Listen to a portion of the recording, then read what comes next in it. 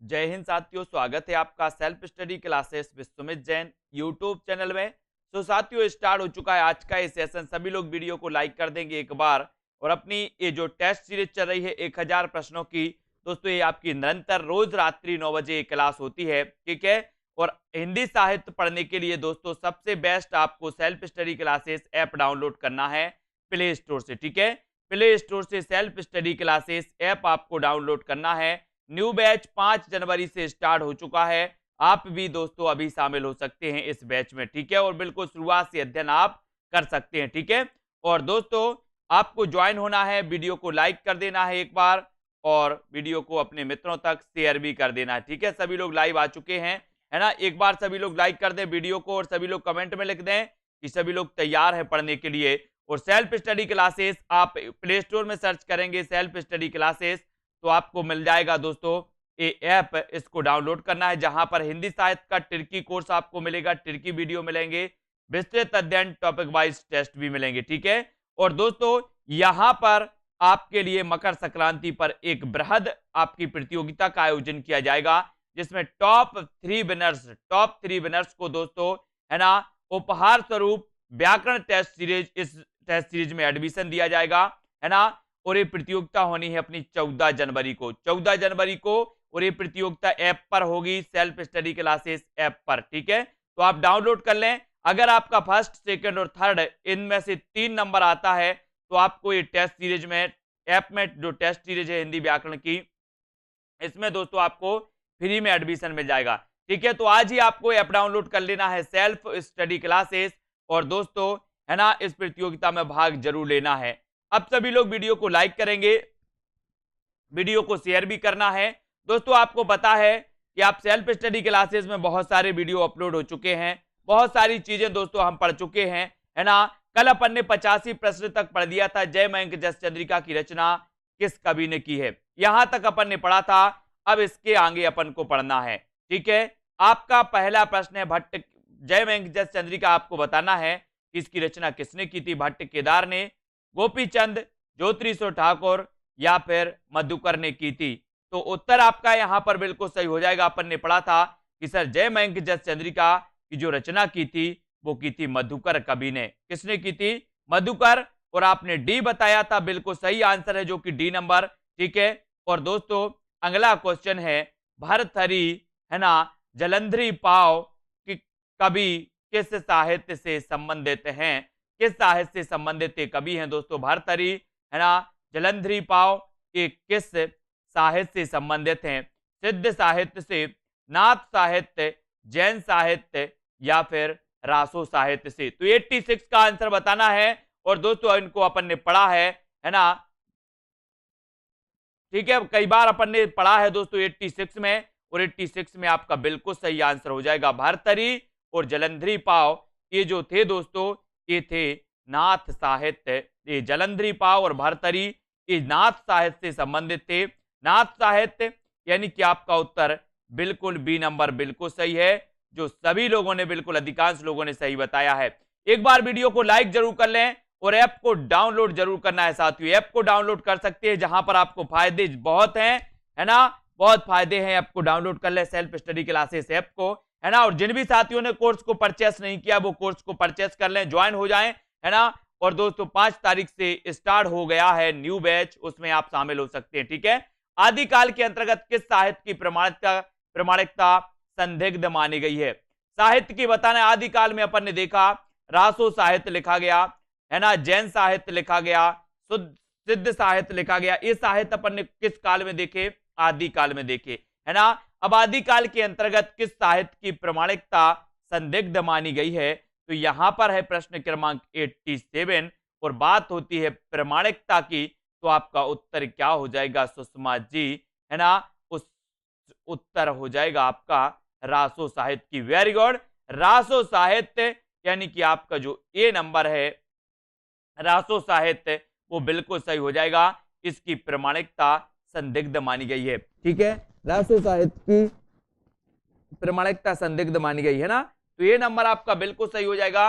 आचार्य हजारी प्रसाद द्विवेदी ने गाथा को किस भाषा का मुख्य छंद माना है? गाथा को किस भाषा का मुख्य छंद माना है आचार्य हजारी प्रसाद द्विवेदी? चयन करना है पाली को, प्राकृत को, अपभ्रंश या फिर हिंदी को। आचार्य हजारी प्रसाद द्विवेदी दोस्तों ये श्रेष्ठ आलोचनाकार माने जाते हैं, है ना। इनका एक ग्रंथ कबीर नामक एक रचना पूछी जाती है कि कबीर नामक रचना किसकी है, तो कबीर नामक एक रचना की थी हजारी प्रसाद द्विवेदी ने। हिंदी साहित्य का आदिकाल भी इन्होंने लिखा, हिंदी साहित्य का उद्भव और विकास भी इन्होंने लिखा, है ना। और हिंदी साहित्य की भूमिका भी लिखी किसने? आचार्य हजारी प्रसाद द्विवेदी ने 1940 में, है ना। और कबीर नामक एक रचना की है हजारी प्रसाद द्विवेदी ने। और हजारी प्रसाद द्विवेदी ने गाथा को किस छंद का माना दोस्तों? तो यहां पर आपका बिल्कुल सही हो जाएगा प्राकृत का माना है। R Tiwari ji very good answer. Sanjay Kumar ji Dubey B number बिल्कुल सही हो जाएगा। वर्ण रत्नाकर किस प्रकार की कृति है? वर्ण रत्नाकर ये सबसे पहले तो आपको याद होना चाहिए, ये पूछा जाता है क्योंकि ये ज्योतिरीश्वर ठाकुर क्योंकि हमें वर्ण को पढ़ना है काय में? ज्योति में पढ़ना है, ज्योति में, अंधेरे में नहीं पढ़ना, ज्योति में पढ़ना है वर्ण को। तो वर्ण रत्नाकर की रचनाकार ज्योतिरीश्वर ठाकुर। और एक किस प्रकार की कृति है वो तो आपको ही चयन करना है। और 89 का आंसर बताना है। और 89 में आपने बिल्कुल सही चयन किया है उत्तर कि सर ये जो वर्ण रत्नाकर है, ये बताओ उत्तर क्या हो जाएगा? ये वर्ण रत्नाकर है दोस्तों, क्या है? सभी लोग बताएंगे वर्ण रत्नाकर। वेरी गुड आंसर, यानी कि आपका 89 का आंसर हो जाएगा दोस्तों। ये जो वर्ण रत्नाकर है ना, ये क्या माना जाता है? ये माना जाता है दोस्तों गद्य कृति मानी जाती है। वर्ण रत्नाकर गद्य कृति मानी जाती है। और उत्तर हो जाएगा आपका बी नंबर, है ना। आपने देखा होगा दोस्तों उक्ति व्यक्ति प्रकरण ये है व्याकरण ग्रंथ। उक्ति व्यक्ति प्रकरण ये व्याकरण ग्रंथ माना जाता है, उक्ति व्यक्ति प्रकरण, है ना। और दोस्तों ये वर्ण रत्नाकर क्या है? ये गद्य कृति मानी जाती है वर्ण रत्नाकर। और बी नंबर आपका यहां पर बिल्कुल सही हो जाएगा, है ना। बी नंबर दामोदर पंडित की एक उक्ति व्यक्ति प्रकरण पढ़ी थी अपन ने, जो व्याकरण ग्रंथ मानी जाती है दामोदर पंडित की उक्ति व्यक्ति प्रकरण। कंफ्यूज नहीं होना, यहां पर आ गया भक्ति काल। भक्ति काल आपको बताना है। भक्ति काल का आंसर, पहला आंसर है दोस्तों 16वीं शताब्दी के युग को हिंदी काव्य का स्वर्ण युग मानने वाले इतिहासकार कौन है? ये आपको बताना है। प्रश्न क्रमांक आपका 90। 16वीं शताब्दी के युग को हिंदी काव्य का स्वर्ण युग मानना किस इतिहास लेखक की महत्वपूर्ण उपलब्धि है? ये आपको 90 का आंसर बताना है। 90 का उत्तर आपका क्या हो जाएगा? 16वीं 17वीं शताब्दी के युग को 16वीं 17वीं शताब्दी के युग को हिंदी काव्य का स्वर्ण युग मानना किस इतिहास लेखक की महत्वपूर्ण उपलब्धि है? अपन पढ़ते हैं कि हिंदी साहित्य के भक्ति काल को स्वर्ण युग कहा जाता है, लेकिन दोस्तों आपने पढ़ा होगा कि हिंदी साहित्य के भक्ति काल को स्वर्ण युग कहा किसने है? तो आपके सामने दो विकल्प आते हैं, एक तो आता है ग्रियर्सन, तो आप ग्रियर्सन सही लगा देते हो, और दूसरा आता है श्याम सुंदर दास, तो श्याम सुंदर दास भी आपको लगाना है ना। तो यहां पर उत्तर हो जाएगा दोस्तों यहां पर उत्तर होगा आपका जॉर्ज ग्रियर्सन, यानी कि आपका डी नंबर बिल्कुल सही हो जाएगा। और यहां पर अगर श्याम सुंदर दास होगा तो आप श्याम सुंदर दास, यानी कि दो विद्वानों ने दोस्तों इसको स्वर्ण काल कहा है ना। इसको याद रख लेना, जॉर्ज ग्रियर्सन और श्याम सुंदर दास ने। तो यहां पर डी नंबर बिल्कुल सही है। आचार्य रामचंद्र शुक्ल के अनुसार भक्ति काल का सीमांकन कहां तक माना जाता है? रामचंद्र शुक्ल के अनुसार बताना है। रामचंद्र शुक्ल के अनुसार भक्ति काल का सीमांकन कहां से कहां तक है? प्रश्न क्रमांक 91 का उत्तर आपको चयन करना है। और 91 का आपका बिल्कुल सही आंसर क्या हो जाएगा?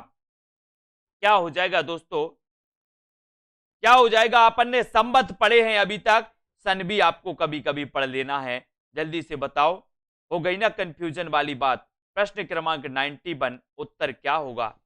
उत्तर बताना राजेश मौर्य, शिल्पा सिंह जी। 91 का आंसर चयन करना है। कौन सही बताता है देख लेते हैं जरा हम भी, है ना। ये सीता देवी जी, अनूप रावत जी, बहुत बढ़िया आंसर है 1318 से लेकर के 1643 ईस्वी। 1318 से लेकर के 1643 ईस्वी का जो काल था वो आचार्य रामचंद्र शुक्ल ने भक्ति काल का काल माना, भक्ति काल की सीमा माना। और यहां पर संवत अगर दिया होता तो 1375 से लेकर के 1700, यानी कि संवत 1375 से लेकर के 1700 का काल वैसे माना। और ईस्वी की बात करें यानी कि 57 वर्ष आप पीछे चले जाओगे, है ना, तो 1375 और 75 में से 57 घटा दो तो आप 1318 पे पहुंच जाओगे। तो 1318 से 1643 आपका बिल्कुल सही हो जाएगा। ठीक है, आपको पता है दोस्तों संवत से 57 वर्ष पीछे चलती है क्या, ईस्वी सन, है ना, ईस्वी सन, इसको याद करो, है ना। ये ईस्वी पूछा गया और ये संवत है, यहां कंफ्यूज नहीं होना है, बहुत सारे लोग कंफ्यूज हो जाते हैं। संवत से -57 कर दो, ईस्वी पहुंच जाओगे, है ना। यहां आ जाते, शंकराचार्य ने सामाजिक एकीकरण के लिए किस दार्शनिक आध्यात्मिक एक का निरूपण किया, यानी कि 92 का आंसर आपको चयन करना है। शंकराचार्य ने सामाजिक एकीकरण के लिए किस दार्शनिक आध्यात्मिक एक का निरूपण किया, प्रश्न क्रमांक 92 का बताना है कल्पना जी। हाँ, क्या उत्तर हो जाएगा, शंकराचार्य ने सामाजिक एकीकरण के लिए किस दार्शनिक आध्यात्मिक एक का निरूपण किया, और उत्तर क्या हो जाएगा, प्रश्न क्रमांक 92 बताना है गुंजा जी। शंकराचार्य ने सामाजिक एकीकरण के किस दार्शनिक के दर्शन मैंने याद करवाया आपको ट्रिक से, है ना। बोले सर शंकर अद्वितीय हैं, शंकर अद्वितीय हैं, तो शंकर से बनेगा शंकराचार्य, और शंकराचार्य किस दार्शनिक मत का प्रवर्तन करेंगे, बोले अद्वितीय है तो अद्वैतवाद, अद्वितीय है तो अद्वैतवाद, इसको याद रख लेना। विशिष्ट अद्वैतवाद, बोले राम क्या है, बोले सर विशिष्ट हैं, तो रामानुजाचार्य विशिष्ट अद्वैत, है ना। तो यहां पर आपका बी नंबर द्वैताद्वैतवाद, बी नंबर आपका बिल्कुल सही हो जाएगा। अद्वैत वेदांत सही होगा, है ना। सी नंबर सही होगा, अद्वैत वेदांत सही होगा, है ना। द्वैताद्वैत नहीं, अद्वैत वेदांत, अद्वैतवाद सही होगा, है ना। सी नंबर आपका सही होगा, बिल्कुल सही है। अगला क्वेश्चन है, रामानंद किस भक्ति धारा के प्रमुख कवि हैं, किस भक्ति धारा के प्रमुख कवि हैं, सगुण भक्ति धारा, निर्गुण भक्ति धारा, कृष्ण भक्ति धारा, या फिर राम काव्य धारा। प्रश्न क्रमांक 93, रामानंद किस भक्ति धारा के प्रमुख कवि माने जाते हैं, ये आपको चयन करना है। और 93 का अंकित कुमार जी, सीमा सोनकर जी, उत्तर क्या हो जाएगा, रामानंद किस भक्ति धारा के प्रमुख कवि हैं, उत्तर 93 रामानंद किस भक्ति धारा के प्रमुख कवि हैं, सगुण भक्ति धारा, निर्गुण, या फिर दोस्तों कृष्ण, या फिर राम काव्य धारा, कौन माने जाते हैं। और रामानंद की अगर बात करते हैं तो बोले सर रामानंद की बात की है आपने, तो ये माने जाते हैं सगुण भक्ति धारा के, रामानंद माने जाते हैं दोस्तों सगुण भक्ति धारा के, याद रख लेना। रामानंद के 12 शिष्य थे, है ना। और 12 शिष्यों में एक आते थे कबीर, रामानंद माने जाते हैं सगुण भक्ति धारा के, और कबीर इनके शिष्य जो थे वो निर्गुण भक्ति धारा के थे, है ना। इनको याद रख लेना है। और इनके शिष्यों में एक आते हैं नरहरिदास, या नरहरिदास आते हैं, जिनके शिष्य हुए हैं कौन, तुलसीदास हुए हैं, ये भी आपको याद रख लेना है। ठीक है, यहां पर देखते हैं दोस्तों, तो आपका सगुण भक्ति धारा बिल्कुल सही आंसर हो जाता है ना। अगला क्वेश्चन यहां पर पढ़ना है कि नाभादास रचित किस ग्रंथ में कबीर के संबंध में उल्लेख मिलता है, तो किसके संबंध में उल्लेख मिलता है, प्रश्न क्रमांक 94 का आंसर आपको चयन करना है। नाभादास रचित किस ग्रंथ में कबीर के संबंध में उल्लेख मिलता है, प्रश्न क्रमांक आपको बताना है 94।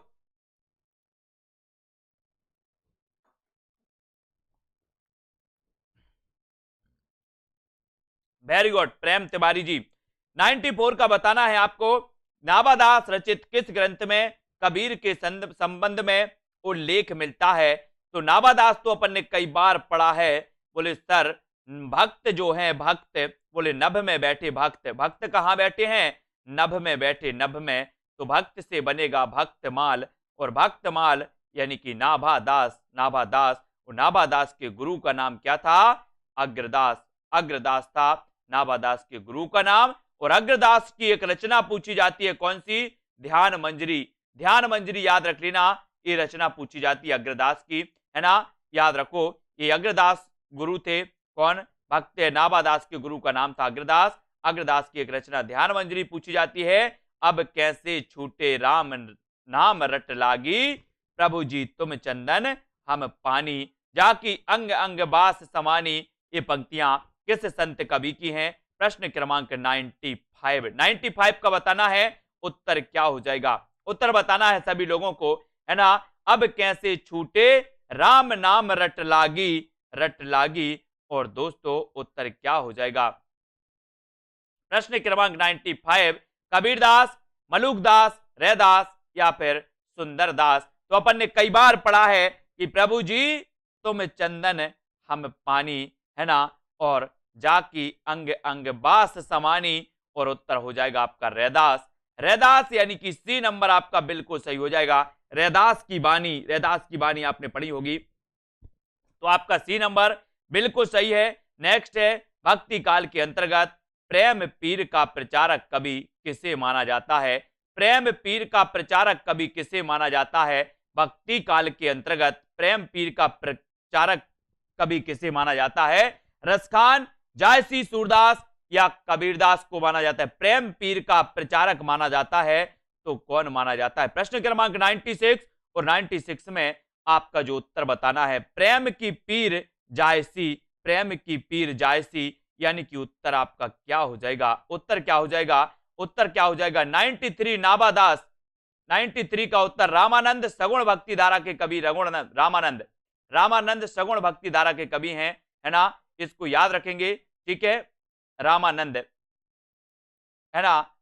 यहां पर दोस्तों रामानंद का किस काव्य धारा के कवि हैं, है ना। तो यहां पर दोस्तों अलग अलग प्रकार से दे दिया गया, सगुण भी दे दिया गया, निर्गुण, कृष्ण और राम भी दे दिया गया, है ना। तो ये जो प्रश्न है वो हालांकि अलग वाला है ना। रामानंद राम भक्ति धारा से संबंधित थे, राम भक्ति धारा सगुण भक्ति धारा से संबंधित थे, है ना। उन्होंने एक साथ पूरे दे दिए, कोई बात नहीं।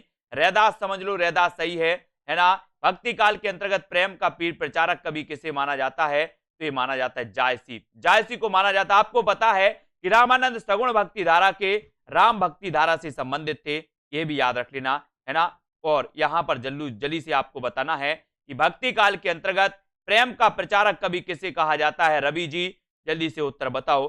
भक्ति काल के अंतर्गत प्रेम का प्रचारक कवि किसे माना जाता है? ये उत्तर आपको बताना है। दोस्तों टेलीग्राम ग्रुप से सभी लोग जुड़ेंगे। टेलीग्राम ग्रुप में रवि सर व्याकरण का भी टेस्ट करवाते हैं, हिंदी साहित्य का भी टेस्ट करवाते हैं, वहां पर सभी लोग जुड़ सकते हैं, है ना। और भक्ति काल के अंतर्गत प्रेम का पीर, प्रेम पीर का प्रचारक कवि किसे कहा जाता है? और 96 का उत्तर हो जाएगा आपका बी नंबर, है ना। बी यानी कि जायसी आपका बिल्कुल सही होगा। किस आचार्य की गणना, किस आचार्य की गणना वैष्णव भक्ति के प्रतिष्ठापक आचार्यों में की जाती है? किसकी की जाती? किस आचार्य की गणना वैष्णव भक्ति के प्रतिष्ठापक आचार्यों में नहीं की जाती? नहीं पूछा गया, नहीं की जाती, तो किसकी नहीं की जाती? किसकी नहीं की जाती? वैष्णव भक्ति के प्रतिष्ठापक आचार्यों में किसकी गणना नहीं की जाती? रामानंद, रामानुजाचार्य, हरिदास निरंजनी, विष्णु स्वामी या फिर वल्लभाचार्य। तो किसकी नहीं की जाती? नर्मदा जी किसकी नहीं की जाती? विजय जी मातृभाषा हिंदी, है ना। उत्तर क्या हो जाएगा? किस आचार्य की गणना वैष्णव भक्ति के प्रतिष्ठापक आचार्यों में नहीं की जाती? तो किसकी नहीं की जाती? बोले सर वैष्णव भक्ति के प्रतिष्ठापक आचार्यों में नाम लिया जाता है रामानुजाचार्य का, नाम लिया जाता है विष्णु स्वामी का, नाम लिया जाता है वल्लभाचार्य का, नहीं लिया जाता तो किसका नहीं लिया जाता? हरिदास निरंजनी ने हरिदासी संप्रदाय चलाया था इन्होंने, है ना। इनका नहीं लिया जाता।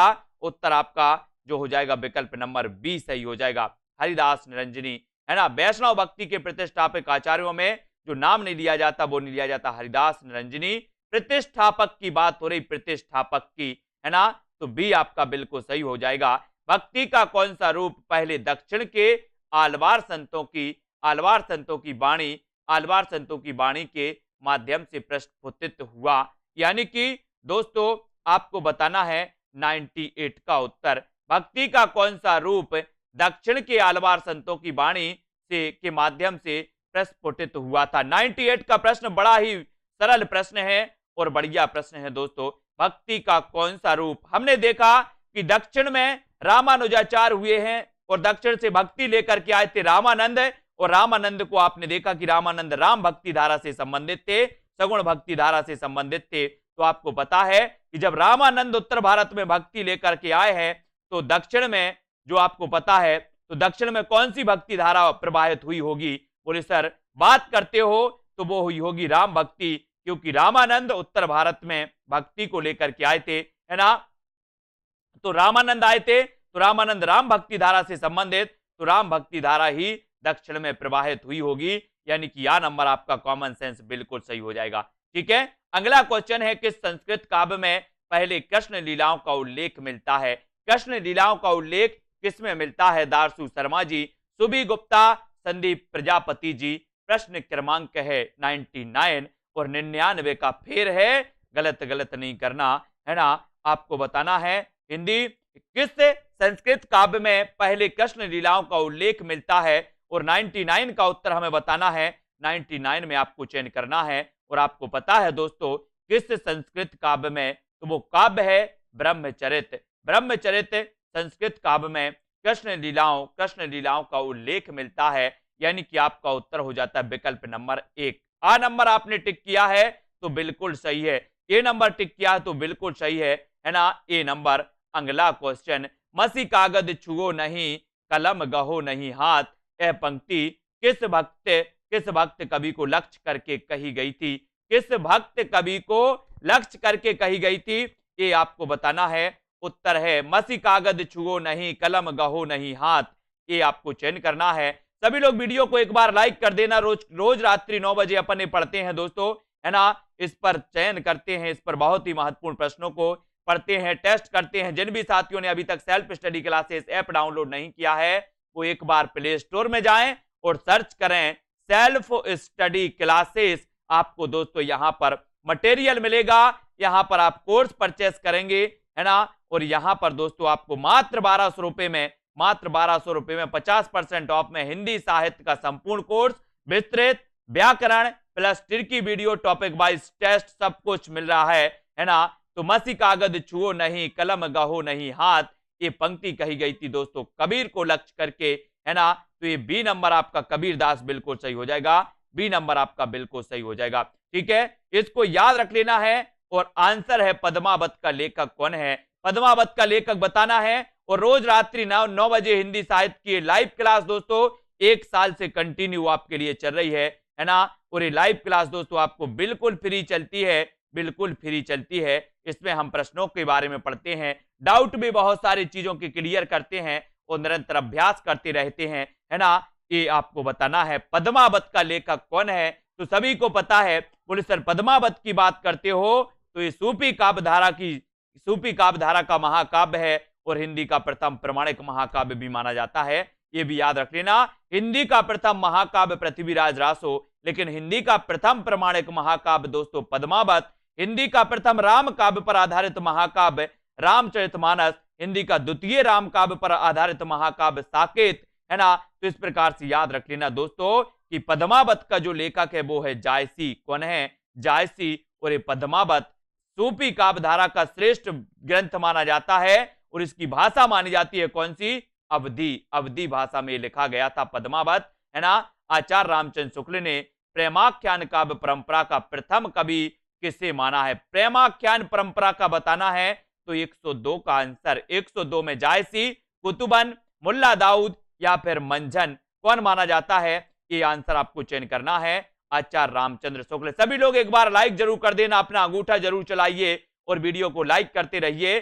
जल्दी से बताओ आचार्य रामचंद्र शुक्ल ने प्रेमाख्यान काव्य परंपरा का प्रथम कवि किसे माना है? रामचंद्र शुक्ल जी हैं साहब, किसी को नहीं छोड़ा हिंदी साहित्य में इन्होंने, है ना। ऐसा लगता है कि पूरी चिंता इन्हीं को थी। और रामचंद्र शुक्ल ने प्रेमाख्यान काव्य परंपरा का प्रथम कवि जो माना है वो माना है किसे माना है? सी क्यों बता रहे बहुत सारे लोग? सी नहीं बताना मेरे प्यारे भाइयों, बताना है क्या?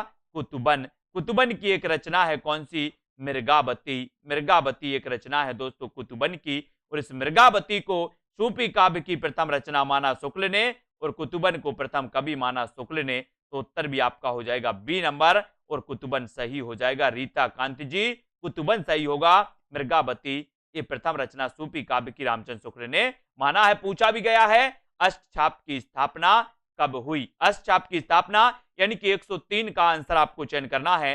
सभी लोग बताएंगे सुरेंद्र कुमार जी, सुषमा ठाकुर, माया राम जी और प्रदीप शर्मा जी, रिंकू परमार जी। उत्तर क्या है, अष्टछाप की स्थापना कब हुई। अष्टछाप पूछा गया है, अष्टछाप की स्थापना की थी दोस्तों। बहुत सारे लोग अष्टछाप में भी कंफ्यूज होते हैं कि वल्लभाचार्य ने की थी कि विठल नाथ ने की थी। याद रख लेना, बोले अष्टछाप के कवि बैठे हैं, अष्टछाप के कवि बैठे हैं, तो बैठे से बनेगा विठल नाथ, है ना। अष्टछाप के कवि क्या है, बोले सर बैठे हैं। अष्टछाप के कवि बैठे हैं, तो अष्टछाप के प्रवर्तक कौन माने जाएंगे, बैठे से विठल नाथ। बैठे से विठल नाथ हो गई 1965 में अष्टछाप की स्थापना, विठल नाथ, है ना। विठल नाथ दोस्तों वल्लभाचार्य के पुत्र का नाम था, है ना, और अष्टछाप की स्थापना इन्होंने की थी 1565 में। यहां पर कंफ्यूज नहीं होना, ये 1565 आपका सही होगा, 1565। ठीक है, अगला क्वेश्चन बताना रमेश पांडे जी, सूरदास की भक्ति पद्धति का मेरुदंड कौन सी भक्ति है ना। सूरदास की भक्ति पद्धति का मेरुदंड कौन सी भक्ति मानी जाती है। प्रश्न क्रमांक 104 और 104 में आपका जो आंसर हो जाएगा वो क्या हो जाएगा, 104 में चयन करना है। 104 और 4 का उत्तर होगा सूरदास की भक्ति पद्धति का मेरुदंड कौन सी भक्ति मानी जाती है। प्रश्न क्रमांक 104 आपने पढ़ा है दोस्तों, एक मैंने कई बार आपको बताया है कि पुष्टि मार्ग के प्रवर्तक माने जाते हैं कौन, पुष्टि मार्ग के प्रवर्तक माने जाते हैं कौन, वल्लभाचार्य। इसको कैसे याद रखोगे, आपसे कई बार पूछा गया पुष्टि मार्ग के प्रवर्तक कौन थे। अगर आपकी पुष्टि, आपके बात की पुष्टि ना हो, है ना, आप कहीं अपनी बात छोड़ दो और आपकी पुष्टि ना हो, तो आप बल से करवा लेना, बल से करवा लेना। जैसे बच्चा क्या करता, बच्चा कोई अगर मम्मी से कहता कि ये मुझे खिलौना चाहिए, और अगर खिलौना नहीं लगा देते तो उसकी पुष्टि करवाता है, वह रो करके रोता है ना, जिद करता है तो वो पुष्टि करवा लेता है। ऐसे ही आपको करवाना पुष्टि बल से, बल से। तो वल्लभाचार्य, है ना, और सूरदास की भक्ति पद्धति का मेरुदंड था पुष्टि मार्गीय पद्धति। पुष्टि मार्गीय पद्धति यानी आपका उत्तर हो जाएगा डी नंबर। डी आपने चयन किया है, बिल्कुल सही चयन किया है। सभी लोग लाइक जरूर करेंगे। अजगर करे ना चाकरी, पंछी करे ना काम, दास मलूका कहे गए सबके दाता राम। पंक्तियां किसकी हैं, अजगर करे ना चाकरी, है ना। तो यहां पर तो आपका सीधा सीधा पूछा गया है, कई बार पूछा भी गया है ना। 105 का आंसर आपको चयन करना है, हिंदी कविता जी, है ना। उत्तर हो जाएगा अजगर करे ना चाकरी, पंछी करे ना काम। उत्तर आपका सही होगा। यहां पर आ गया मलूका, मलूका आ गया, तो बोले सर मलूका से समझ गए मलूक दास, मलूका से समझ गए क्या, मलूक दास, यानी कि उत्तर आपका सी नंबर बिल्कुल सही हो जाएगा। सी नंबर जिन्होंने चयन किया है प्रमोद जी, है ना, राजेश जी, बिल्कुल सही है। आरती सक्सेना, अगला क्वेश्चन कबीर किसके शिष्य थे, यानी कि कबीर के गुरु का नाम क्या था, ये आपको चयन करना है। सभी लोग चयन करेंगे, डॉक्टर संजय जी, तमू जी, है ना। उत्तर बिल्कुल सही बताना है, कबीर किसके शिष्य थे, रामानुज के, रामानंद के, शंकराचार्य के, नानक देव के। सभी लोगों को टेलीग्राम ग्रुप में जरूर जुड़ना है, सभी लोग टेलीग्राम ग्रुप में जुड़े, व्हाट्सएप ग्रुप में जुड़े, है ना दोस्तों। यहां पर ऐप भी आपको डाउनलोड करना है, बहुत सारी चीजें टेलीग्राम में आपको टेस्ट सीरीज भी करवाई जाती है ना। और दोस्तों सभी लोग जुड़ेंगे, और जिसको भी टेस्ट ज्वाइन कोर्स ज्वाइन करना है वो कोर्स भी ज्वाइन कर सकते हैं। विस्तृत अध्ययन की वीडियो टॉपिक वाइज टेस्ट के लिए, है ना, टीजीटी, पीजीटी, यूके, एलटी, है ना, और दोस्तों आरपीएस आदि विभिन्न एग्जामों के लिए हिंदी साहित्य, जिनमें भी हिंदी साहित्य पूछा जाता है, ये हिंदी साहित्य उन सभी के लिए उपयोगी है। और कबीर के गुरु का नाम था क्या, रामानंद। रामानंद यानी बी नंबर आपका बिल्कुल सही हो जाएगा। और चंदायन किस लेखक की रचना है, यानी कि 107। फिर आपके सामने 107वां उत्तर है, और 107 में आपको चयन करना चंदायन। चंदायन ये किसकी रचना है, प्रश्न क्रमांक 107। 107 में क्या हो जाएगा आपका सही, सुरेंद्र जी, गिरी अंकित जी, है ना, अनीता, ममता जी, पंकज जी। उत्तर आपने बताया आदेश देवी जी। बोले सर चंदायन की बात करोगे तो हम भी शांत नहीं रहेंगे, उत्तर बता के ही रहेंगे। तो उत्तर आपका क्या हो जाएगा 107 का। देखते हैं कौन सही बता रहा है। और बहुत सारे लोगों ने बिल्कुल सही बताया है कि सर चंदायन की जो रचनाकार हैं वो है कौन, मुल्ला दाऊद। कौन है, मुल्ला दाऊद हैं। इस क्लास को निरंतर अटेंड करना है, एक भी क्लास मिस नहीं करना है, आपका हिंदी साहित्य भी बहुत अच्छा हो जाएगा, है ना। और जिन साथियों को कोर्स ज्वाइन करना है उनका तो हो ही जाएगा, है ना। तो यहां पर मुल्ला दाऊद, ये याद रख लेना दोस्तों, इनकी रचना है चंदायन। चंदायन, मुल्ला दाऊद, है ना। अगला क्वेश्चन, ढोला मारूरा दूहा। ये ढोला मारूरा दूहा आ गया, कल अपन ने पढ़ा था। ढोला मारूरा दूहा के दो कवि हैं, बोले सर, एक तो कौशललाभ और दूसरे कल्लोल कवि। यहां अब आपसे पूछा गया है कि ढोला मारूरा के दोहा रचनाकार कौन है, तो आपको कौशललाभ कहीं ऑप्शन में नहीं दिखेगा, है ना। आपको एक ही ऑप्शन दिख रहा है और वो ऑप्शन कौन सा है, कौन सा है, कमेंट में आपको ही बताना है। ढोला मारूरा दूहा के रचयिता कौन माने जाते हैं, जल्दी से लिखो कमेंट में। ढोला मारूरा दूहा के रचयिता कौन है, और आपने चयन किया, बोले सर यहां पर कल्लोल कवि आया तो कल्लोल लगा देना, और यहां पर कल्लोल की जगह कुशल लाभ आता तो कुशल लाभ लगा देते, ठीक है। तो इसको नहीं भूलना कभी। किस रामायण को आदिकाल मानकर राम कथा के मूल स्रोत के रूप में स्वीकार किया गया। किस रामायण को आदि काव्य मानकर राम कथा के मूल स्रोत के रूप में स्वीकार किया गया, वो रामायण कौन सी है दोस्तों, वो रामायण कौन सी है। प्रश्न क्रमांक 109, और 109 का आपका उत्तर क्या हो जाएगा, उत्तर क्या होगा। किस रामायण को आदिकाल मानकर रामकथा के मूल स्रोत के रूप में स्वीकार किया गया, तो अपन पढ़ते ना कि मूल स्रोत, रामायण का जो मूल स्रोत माना जाता है वो माना जाता है वाल्मीकि रामायण, है ना। वाल्मीकि रामायण माना जाता, यानी कि आपका जो डी नंबर बिल्कुल सही हो जाएगा, है ना। प्रश्न क्रमांक 109 और 109 में आपने चयन किया है वाल्मीकि रामायण, है ना। वाल्मीकि रामायण लिखा जाता है, इसको वाल्मीकि को भी याद रख लेना दोस्तों, क्या लिखा जाता है, वाल्मीकि। बा आदा ला मा और की आता है ऐसे, है ना, की ए, है ना। इसलिए बाल्य नहीं करना, बाल्य नहीं पढ़ना है, वाल्मीकि पढ़ना, वाल्मीकि, है ना, बाल्य नहीं करना। जानकी हरण का रचयिता कौन है, जानकी हरण, यानी कि 110 का आंसर, 110 का। बहुत ही प्यारा प्रश्न है दोस्तों, अपन ने अभी तक पढ़ा था जानकी मंगल पढ़ा था, है ना दोस्तों, लेकिन अब अपन को पढ़ना जानकी हरण।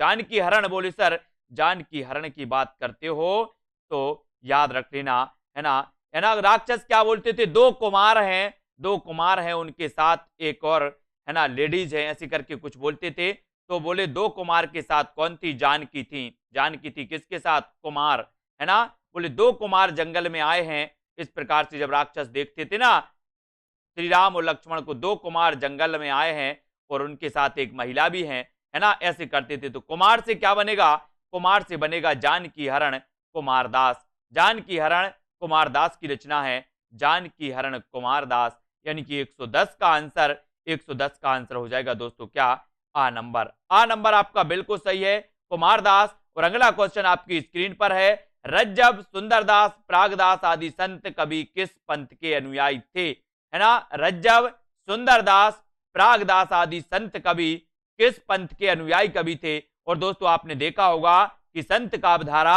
निर्गुण शाखा से उत्पन्न होती है, संत काव्यधारा और सूफी काव्यधारा। संत काव्यधारा को ज्ञानश्रयी काव्यधारा भी कहा जाता है ना। और रज्जब, सुंदरदास, प्रागदास, ये आदि जो संत हैं, ये किस काव्यधारा से संबंधित माने जाते हैं। तो प्रश्न 11 में, 111 में आपने चयन किया है कि ये माने जाते हैं दोस्तों दादू पंथ के अनुयायी माने जाते हैं। कौन, रज्जब, सुंदरदास और प्रागदास, ये माने जाते दादू पंथ के, ये दादू पंथ के माने जाते हैं, इनको याद रख लेना, भूलना नहीं है दोस्तों। रज्जब, सुंदरदास और प्रागदास माने जाते दादू पंथ के, और उत्तर हो जाएगा विकल्प नंबर बी, दादू पंथ, यानी कि दादू दयाल ने एक पंथ चलाया था, दादू पंथ, है ना, वो दादू पंथ है। और अगला क्वेश्चन है, रामलला नहचू किसकी रचना, रामलला नहचू, यानी कि 112, और 112 का उत्तर क्या हो जाएगा। ये तो सभी लोगों को पता है लगभग, वीडियो को सभी लोग एक बार लाइक कर देना, जिन भी साथियों ने कोर्स परचेस नहीं किया है, ऐप डाउनलोड नहीं किया है सेल्फ स्टडी क्लासेस, वो ऐप डाउनलोड करने, है ना दोस्तों।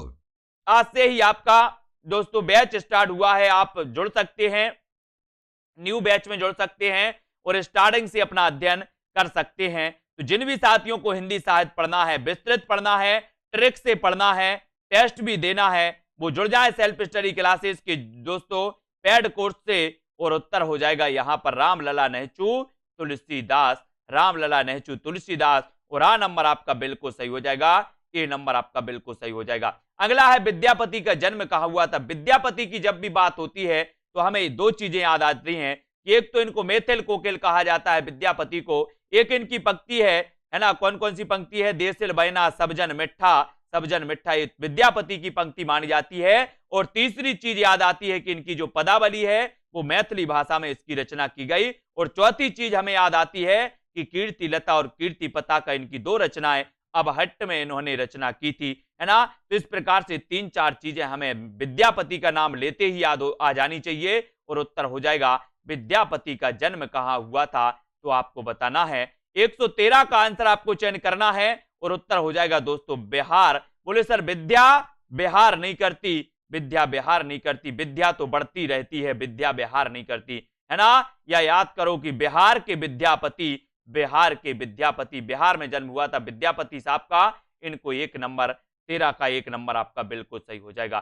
कैसे संप्रदाय में कृष्ण के वामांग, कृष्ण के वामांग में राधा के साथ कृष्ण की उपासना करने का विधान है, तो किसमें है दोस्तों। प्रश्न क्रमांक 114 में आपको चयन करना है, उत्तर भी आपको बताना है कि किस संप्रदाय में कृष्ण के वामांग में राधा के साथ कृष्ण की उपासना का विधान है। सभी लोग एक बार लाइक जरूर कर देना दोस्तों वीडियो को, और जिन भी साथियों ने self study classes app download नहीं किया है वो आज ही ऐप डाउनलोड करें। आप टीजीटी, पीजीटी, नेट किसी भी एग्जाम की तैयारी हिंदी साहित्य से कर रहे हैं, एक बार जुड़ जाइए सेल्फ स्टडी क्लासेस से, है ना। किस संप्रदाय में कृष्ण के वामांग में राधा के साथ कृष्ण की उपासना आपको बताना है। तो वो संप्रदाय है दोस्तों कौन सा, निम्बार्क संप्रदाय। कौन सा संप्रदाय है, निम्बार्क संप्रदाय। वामांग में राधा के साथ कृष्ण की उपासना करने का विधान है, तो वो है निम्बार्क संप्रदाय, जिसके प्रवर्तक थे निम्बार्काचार्य, आपको पढ़ा है ना। द्वैतवाद के प्रवर्तक भी निम्बार्काचार्य, है ना। और दोस्तों ये आपका सी नंबर 114 का बिल्कुल सही आंसर हो जाएगा, सा नंबर निम्बार्क संप्रदाय। निम्बार्क लगाना है इसमें, सी नंबर लगाना है। निम्बार्क में बहुत सारे लोग इसमें कंफ्यूज होंगे, निम्बार्क संप्रदाय आपको टिक करना है ना। तुलसीदास की भक्ति किस प्रकार की मानी जाती है, तुलसीदास की भक्ति, है ना। यहां पर वामांग में राधा कृष्ण की उपासना का विधान है, तो वो निम्बार्क संप्रदाय में है। और अगला क्वेश्चन आपकी स्क्रीन पर है, उत्तर क्या हो जाएगा, उत्तर क्या हो जाएगा सतीश जी, बिल्कुल सही है। तुलसीदास की भक्ति किस प्रकार की है, तुलसीदास की भक्ति किस प्रकार की है। बोले सर तुलसीदास की बात करते हो तो इनके बारे में एक अपन ने गाना बनाया था कि तुलसी को वैराग्य हुआ है, राम राम यह जानकी, पढ़ा था ना। बहुत बढ़िया सॉन्ग था दोस्तों, अपने लिए बहुत बढ़िया दोहा था, जिनके माध्यम से हमने तुलसीदास की रचनाओं को याद किया था, है ना, याद किया था। और तुलसीदास की भक्ति किस प्रकार की मानी जाती है, तो बोले सर तुलसीदास ने अपने आप को दास माना था। किसका दास माना था, राम का दास माना था। बोले चित्रकूट के घाट पर और भाई संतन की भीड़, तुलसीदास चंदन घिसे तिलक देत रघुवीर, है ना। रत्नावली ने कहा कि इतना प्रेम इतनी भक्ति अगर आप भगवान श्री राम से करोगे तो भव सागर से तर जाओगे, छोड़ छाड़ के और निकल जाते हैं, है ना। और राम की भक्ति में पूरा जीवन लगा देते हैं तुलसीदास जी, है ना। और तुलसीदास की भक्ति किस प्रकार की थी, तो दास भाव की थी। मीराबाई की भक्ति किस प्रकार की थी, तो माधुर भाव की थी। सूरदास की भक्ति किस प्रकार की थी, तो आपकी थी किसकी, सखा भाव की। ये 3 प्रश्नों में से एक क्वेश्चन पूछ लिया जाता है, इसलिए याद रख लेना। अष्टछाप के दार्शनिक गुरु कौन है, अष्टछाप के दार्शनिक गुरु कौन है। 116 का आंसर आपको चयन करना है। अलग प्रश्न है थोड़ा सा, लेकिन बढ़िया प्रश्न है। अष्टछाप के दार्शनिक गुरु कौन है, रामानंद, निम्बार्क, वल्लभाचार्य या फिर शंकराचार्य। प्रश्न क्रमांक 116 में आपको चयन करना है। और हिंदी साहित्य के लिए दोस्तों निरंतर ये रोज 9 बजे क्लास होती है, इस सीरीज को आपको रोज अटेंड करना है, रोज पढ़ना है ना। हिंदी आपकी स्ट्रांग हो जाएगी। और दोस्तों विस्तृत अध्ययन करना है, ट्रिकी पढ़ना है, टेस्ट भी देना है, तो सेल्फ स्टडी क्लासेस में ऐप डाउनलोड कर लें। ऐप में आप कोर्स में ज्वाइन हो जाएं, है ना। कोर्स आपका 1200 रुपए में मात्र रखा है, ये 50% ऑफ में पूरा हिंदी साहित्य आपके लिए करवाया जाएगा। इसमें अष्टचाप के दार्शनिक गुरु कौन है, तो आपको बताना है, वो है वल्लभाचार्य। कौन है? अष्टचाप के दार्शनिक गुरु माने जाते वल्लभाचार्य। वल्लभाचार्य ने दोस्तों शुद्धाद्वैत का प्रवर्तन किया था। कौन सा? शुद्धाद्वैत। शुद्धाद्वैत का प्रवर्तन किसने किया था, तो आप बताओगे वल्लभाचार्य। पुष्टि मार्ग का प्रवर्तन किसने किया था, आप बताओगे वल्लभाचार्य। सूरदास के गुरु का नाम क्या था, तो आप बताओगे वल्लभाचार्य। याद रख लेना, वल्लभाचार्य जी को हमें पढ़ना है निरंतर और पढ़ते जाना है। अष्टचाप के दार्शनिक गुरु थे। अष्टचाप की स्थापना की थी विठल नाथ ने 1565 में, लेकिन दार्शनिक जो गुरु थे वो वल्लभाचार्य थे, ये भी याद रख लेना। चार शिष्य थे वल्लभाचार्य के और 4 शिष्य थे दोस्तों विठल नाथ के। इन चार को मिलाकर के एक बन जाता अष्टचाप। 1565 में विठल नाथ के द्वारा इसकी स्थापना की गई, है ना। और भक्ति का प्रस्थान ग्रंथ कौन सा है, यानी कि 117 का आंसर आपको चयन करना है। और सभी लोग वीडियो को लाइक जरूर कर देना। भक्ति का प्रस्थान ग्रंथ कौन सा, 117 का आंसर। और 117 में प्रस्थान, भक्ति का प्रस्थान ग्रंथ कौन सा माना जाता है, ये आपको चयन करना। और 117 का आंसर 117 में आपने चयन किया। बोले सर भक्ति के प्रस्थान की अगर बात करोगे तो गीता से नहीं, भागवत महाभारत से नहीं, रामायण से नहीं। उत्तर बिल्कुल सही बताया संतराम समीर जी, बहुत बढ़िया आंसर। भागवत से माना जाता, भागवत, है ना। और अपन ने पढ़ा था दोस्तों भगवत शरण उपाध्याय के बारे में, आज अपन निबंध पढ़ रहे थे, है ना। इसको याद रख लेना। और डी नंबर आपका बिल्कुल सही हो जाता। मैं कहता हूं आंख ने देखी और तू कहता है कागज लेखी। कहने वाले भक्त कवि कौन से हैं, है ना। मैं कहता हूं आंखन देखी और तू कहता है कागज लेखी, है ना। ये आपको बताना है। ये दोस्तों रहस्यवाद के प्रथम कवि माने जाते हैं तो कौन। अगर आपसे कभी क्वेश्चन आए कि रहस्यवाद के प्रथम कवि कौन माने जाते हैं, तो क्या टिक करोगे? टिक कर लेना है कबीरदास को, टिक कर लेना कबीरदास को। भक्ति काल के 2 कवि जायसी और कबीरदास, 2 कवि दोस्तों रहस्यवाद से प्रभावित माने जाते हैं, है ना। और रहस्यवाद के प्रथम कवि माने जाते हैं कबीरदास। सबसे ज्यादा रहस्यवाद पाया जाता है तो छायावाद में पाया जाता है, और छायावाद में भी सबसे ज्यादा पाया जाता है तो महादेवी वर्मा में पाया जाता है, ये भी याद रख लेना। और महादेवी वर्मा दोस्तों बौद्ध धर्म से प्रभावित थी, बौद्ध धर्म से प्रभावित थी। अरविंद दर्शन से प्रभावित थे पंत जी, है ना, ये भी याद रख लेना। और मैं कहता हूं आंखें देखी, तू कहता है कागज लेखी। उत्तर आपका हो जाएगा क्या? उत्तर हो जाएगा कबीरदास। कबीरदास यानी कि डी नंबर आपका बिल्कुल सही हो जाएगा। भक्तन को कहा सीकरी सो काम, किस कवि की पंक्ति है? अकबर के बुलावे पर कहा था दोस्तों, किसने कहा था ये? भक्तन को कहा सीकरी सो काम, टूटत जात पनैया, है ना। ये कही थी, किसने कही थी, ये बताना है पंक्ति। और दोस्तों आपसे कभी अगर पूछा जाए कि अष्टचाप के सबसे वरिष्ठ कवि कौन थे, अष्टचाप के सबसे वरिष्ठ कवि थे कुंभन दास। कुंभन दास थे, ये भी आपको याद रख लेना। कुंभन दास के गुरु का नाम था वल्लभाचार्य, ये भी याद रख लेना। और भक्तन को कहा सीकरी सो काम, किस कवि की पंक्ति मानी जाती है, तो आपको भी याद रख लेना कि सर कुंभन दास की मानी जाती। किसकी? कुंभन दास, यानी कि उत्तर हो जाएगा आपका सी नंबर, कुंभन दास। सी नंबर बिल्कुल सही है, ठीक है। सभी लोग वीडियो को लाइक करना दोस्तों, और ऐप को डाउनलोड जरूर कर लेना। ऐप पर डाउनलोड आप करते हो तो ऐप पर आपको संपूर्ण कोर्स, हिंदी साहित्य संपूर्ण कोर्स दोस्तों, इससे एक बार जुड़ जाओ, है ना। हिंदी साहित्य आपको मजा आने लगेगा, अच्छा लगने लगेगा, पढ़ने को मन करेगा। सूरदास का लीला वर्णन किससे प्रभावित है?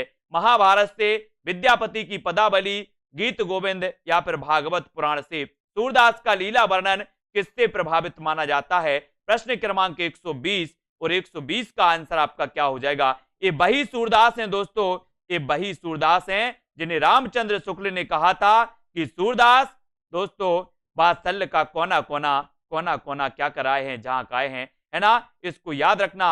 और सूरदास का लीला वर्णन किससे प्रभावित है? तो 120 का आंसर और 120 का हो जाएगा भागवत पुराण। भागवत पुराण यानी कि डी नंबर आपका बिल्कुल सही हो जाएगा। सूरदास का लीला वर्णन है भागवत पुराण से। सूर सागर, सूर सारावली और दोस्तों साहित्य लहरी ये पूछे जाते हैं, ठीक है। इनको याद रख लेना। वीडियो को सभी लोग लाइक कर देना और रोज 9 बजे इसी प्रकार से अपनी क्लास होगी। और मकर संक्रांति को दोस्तों एक टॉप प्रतियोगिता का आयोजन किया जाएगा सेल्फ स्टडी क्लासेस ऐप पर, है ना, जहां पर आपके 50 प्रश्न होंगे। इस टेस्ट में 50 प्रश्न होंगे, आपको टेस्ट दिया जाएगा, ऑनलाइन टेस्ट आपको लगाना है। टॉप 3 विनर्स को दिया जाएगा हिंदी व्याकरण टेस्ट सीरीज में फ्री एडमिशन मिलेगा। पिछली बार अपना 1 जनवरी को दोस्तों टेस्ट प्रतियोगिता हुई थी, जिसमें टॉप 3 विनर्स को हिंदी साहित्य 3000 प्रश्नों की टेस्ट सीरीज में फ्री एडमिशन मिला था, है ना। अब ये हिंदी व्याकरण की टेस्ट सीरीज में फ्री एडमिशन मिलेगा टॉप 3 विनर्स को। तो इस प्रतियोगिता में आपको जुड़ना है। सेल्फ स्टडी क्लासेस ऐप पर यह प्रतियोगिता आयोजित की जाएगी, तो आज ही डाउनलोड करें सेल्फ स्टडी क्लासेस ऐप। और ये प्रतियोगिता 14 जनवरी को आयोजित की जाएगी। और 26 जनवरी को एक विशाल प्रतियोगिता, जिसमें दोस्तों आपको 2400 का कोर्स फ्री में मिलेगा। टॉप 3 विनर्स को 2400 का कोर्स बिल्कुल फ्री में एडमिशन दिया जाएगा। अगर आप भी टॉप 3 में या फर्स्ट सेकंड थर्ड रैंक लाते हैं तो 26 जनवरी को एक प्रतियोगिता का आयोजन किया जाएगा, जिसमें आपको फ्री में एडमिशन मिलेगा। फिलहाल दोस्तों सेल्फ स्टडी क्लासेस ऐप आपको डाउनलोड कर लेना है अभी और जुड़ जाना है। और दोस्तों यहां पर न्यू बैच स्टार्ट हो चुका है, 5 जनवरी से न्यू बैच स्टार्ट हो चुका है। इस बैच से अगर आपको जुड़ना है तो self study classes app download कर लो, है ना। यहां पर ट्रिकी अध्ययन करवाया जाएगा, यहां पर विस्तृत अध्ययन करवाया जाएगा, यहां पर टॉपिक वाइज आपको टेस्ट मिलेंगे, है ना। यहां पर डाउट सॉल्यूशन आपका किया जाएगा। और दोस्तों वीडियो को लाइक और शेयर करते रहें। और एक कोर्स मात्र अभी 1200 रुपए यानी कि 50% ऑफ में आपको अभी उपलब्ध है। ये पूरा कोर्स 2400 रुपए का है दोस्तों, ये आपको 1200 रुपए में मात्र मिलने वाला है, ठीक है। और 3000 प्रश्नों की टेस्ट सीरीज दोस्तों अभी दोस्तों आप 500 रुपए में खरीद सकते हैं, है ना, इसको याद रख लेना। और ज्वाइन मेंबर जिनने भी दोस्तों ए ग्रेड प्राप्त किया था पिछली प्रतियोगिता में, वो 450 में 3000 प्रश्नों की टेस्ट सीरीज को परचेस करके अपना दोस्तों ज्ञान और अपना दोस्तों जितना पढ़ा है उसका आकलन कर सकते हैं, ठीक है। तो सभी लोग बने रहें इसी प्रकार से रोज रात्रि 9 बजे हिंदी साहित्य सेल्फ स्टडी क्लासेस के साथ, और अपने ज्ञान का वर्धन करते रहें। और साथ ही दोस्तों ऐप को डाउनलोड सभी लोग कर लें, है ना। और ऐप पर आपकी प्रतियोगिता भी समय समय पर आयोजित की जाती हैं, टेस्ट भी आपको दिए जाते हैं, है ना। और इसी प्रकार से रटते रहें, आगे बढ़ते रहें, है ना, और चलते रहें अर्शदीप जी, ठीक है। और वीडियो को लाइक जरूर करते रहें, ठीक है। उत्तर आपका इसी प्रकार से पढ़ते रहें, ठीक है। और राजेंद्र, विजय जी, अनिता जी, राजेश जी, अर्शदीप, अंजू जोशी जी, बहुत सारी चीजें आप अगर निरंतर क्लास अटेंड भी करते हैं तो बहुत सारी चीजें तो आपको रट ही जाएंगी, बहुत सारी चीजें आपको रट जाएंगी। और रट जाएंगी तो कॉन्फिडेंस हाई लेवल पर पहुंच जाएगा, है ना।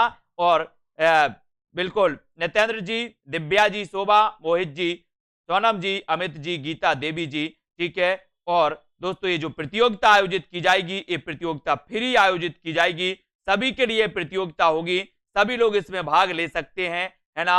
और दोस्तों ये आपकी जो है इसको जीत सकते हैं, ठीक है, बिल्कुल सही है। और दोस्तों जल्दी से आपको लाइक करना है ना। हेमा जी, और टेलीग्राम ग्रुप से सभी लोग जुड़ जाएं, टेलीग्राम ग्रुप से जुड़ना है। और दोस्तों व्हाट्सएप ग्रुप से भी आपको जुड़ना है। व्हाट्सएप पर आप मैसेज करेंगे तो आपको लिंक मिल जाएगी व्हाट्सएप ग्रुप की, टेलीग्राम ग्रुप की, है ना। टेलीग्राम ग्रुप में हिंदी व्याकरण का टेलीग्राम ग्रुप भी है ना, हिंदी साहित्य का भी है। वहां रवि सर करवाते हैं टेस्ट, है ना। और यहाँ हेम सर, रोमा जी करवाती हैं टेस्ट। तो ज्वाइन वाला अलग है, ज्वाइन वाला टेलीग्राम भी अलग है ना, उससे भी आप जुड़ सकते हो। कैसे जुड़ सकते हो, जब आप पेड कोर्स उसका ले लेते हो तो ज्वाइन टेलीग्राम ग्रुप में पहुंच जाते हो, है ना। वहां पर भी आपकी निरंतर टेस्ट होते हैं, निरंतर डाउट क्लियर होते हैं। और दोस्तों यहां पर आपके रवि सर भी टेलीग्राम पर आपके करवाते हैं, ठीक है। तो आप लोग जरूर जुड़ें। सोनू सिंह, अनूप जी, नर्मदा जी, है ना, और उदय जी, पूनम जी, डॉक्टर वंदना जी। दोस्तों आपका पता है कि आपका छायावाद यानी कि बैच नंबर 1 का छायावाद का टेस्ट होना है 10 तारीख को। और बैच नंबर 2 का दोस्तों हिंदी साहित्य के इतिहास लेखन का टेस्ट होना है 8 तारीख को, ठीक है, 8 तारीख को होना है। उसमें आपको जुड़ जाना है। जिस भी साथी को अभी हिंदी साहित्य में जुड़ना है ना, स्टार्ट से अध्ययन चालू हुआ है, स्टार्ट से टेस्ट होंगे, है ना, स्टार्ट से ही सब कुछ होना, वो जुड़ सकते हैं। और कोर्स परचेस कर सकते हैं। सोनू सिंह जी, हर्षवी जी, है ना, ममता जी और अनूप राजपूत जी, सुनीता यादव जी, आलोक जी, है ना, रवि जी प्रजापति, ठीक है। तो सभी लोग इसमें जुड़ सकते हैं। आलोक सिंह जी, ओके, आशा जी, है ना, और इमरान जी, हरिओम, वेरी गुड, धर्मेंद्र जी, ठीक है। तो जुड़े रहें, वीडियो को लाइक करते रहें और 9 बजे वाली इस क्लास में रोज अध्ययन करें सुरेंद्र जी, ठीक है, बिल्कुल सही है ना। और हेमा जी, विभा जी, आयुष सिंह जी, सभी को धन्यवाद, प्रदीप जी, ठीक है, अमित जी, बिट्टू जी। पिछली प्रतियोगिता एक अपनी आयोजित की गई थी 1 तारीख को न्यू ईयर पर, जिसमें है ना रक्षित शर्मा जी, लवली जी, मोनू जी, ये 3 विनर्स बने थे, है ना। और बहुत सारे लोगों के 50 में से 50 नंबर भी आए थे। रोमा जी के आए थे, राम मूरत जी के आए थे, बहुत सारे लोगों के आए थे, है ना।